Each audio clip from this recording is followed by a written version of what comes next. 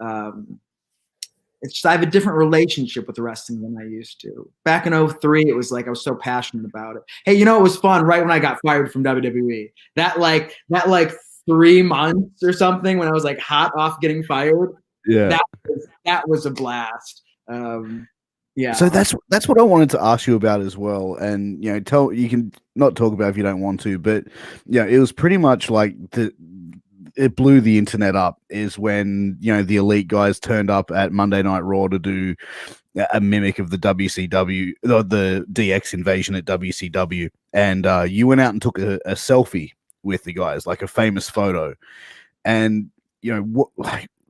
I just couldn't understand the ridiculousness of a man losing his job for taking a photo with his fucking friends. Like, to me, that was like, I don't know. Like, can you explain what was said to you about that? Like, was there issues going on before that sort of happened? Like, were you unhappy with the situation in WWE at the time? I mean, I was unhappy. Yeah. I ended up going to rehab for drug and alcohol addiction in late April, so it'll be all throughout May of 2017. And by the time I came back, dealing with WWE without being on drugs, all of a sudden was not as fun. And I should probably say I was more fragile. It's like there was a filter in which I experienced the world before, and that was through taking drugs all the time. And when you're newly clean and sober, everything's a bit more intense, and WWE was intense, and you're working for Vince McMahon. And so the last few months there, I was like Googling, just different jobs I could do, or Googling new wrestling costumes. Maybe I'll go back and be a pro wrestler. And so it was starting to be a bad fit for me, certainly. And when I went out and I took that picture, and when I subsequently put it online on my Instagram, as I was standing in Gorilla, just like, you know what, F it, and I put it online. I knew that it was probably going to make somebody mad. I mean, it was not something I would have done 2 years before that, when I was like really cared about having that job, and I was just trying to not get fired. But I knew it would probably make somebody mad. I didn't think they were going to fire me over it. I didn't think it would be like that. I thought I would, somebody would say something to me about it, and they'd be like, well, he's good at his job, so let's, we'll keep him around. And so who sat down and had that conversation with you? Like, after, like, when you posted the photo, was it straight away? Was it that night, or was it sort of like? So that night, 10 minutes after it went up, I was in the writer's room, and my boss and Road Dogg and Michael Hayes, they came into the room. They cleared everybody else out, and my boss Dave. And Dave's a great guy, man. He's awesome. All those guys are awesome, man. I had a great experience. I miss those guys more than anything. But Dave, being my boss, had to be like, hey, what the hell is this? Why am I seeing this on here? And I just kind of was like, yeah, I don't know. I guess I wasn't thinking. And Triple H was very upset by it. And so I, later on in that evening during Raw, I talked to Triple H, and Hunter was cool about it. He was like, geez, man, what the hell were you thinking? And I was like, I guess I wasn't. And then, we talked for a while, and he gave me some advice, and he's like, well, no, he said that when he started in the company, somebody gave him this advice, and it was this. It was, around here, you've always got a gun to your head, but just don't give other people the bullets. Which I guess is something for WWE, which is the place where you have a gun to your head. But I cleared the air with Hunter, so I don't know who brought it to Vince. Hunter said he wasn't going to. I don't know who did. Maybe my boss, just because he needed to show Vince that, because if Vince found out some other way, I mean, that's what I would guess happened. But I don't know. But my guess is it went something like this, that I'm guessing my boss went to Vince and said, hey, sir, just so you are aware, this happened.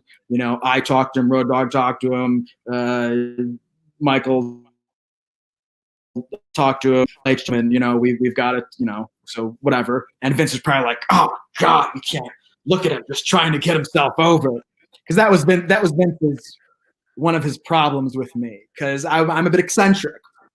I guess some people think I'm eccentric, and so when I was wearing a pink collared shirt or something, or I had a purse, and Vince is always like, oh, he's like the Nakamura of the wrestler of the writing scene. I don't think that Vince really understands modern like the way people are in the modern world today. Like I think by all sounds of things, he definitely sounds like he's still stuck in somewhere between 1986 and 1988. Well, But he's certainly stuck in his own world being a billionaire. You got to believe that how he experiences the world is just not the world we experience.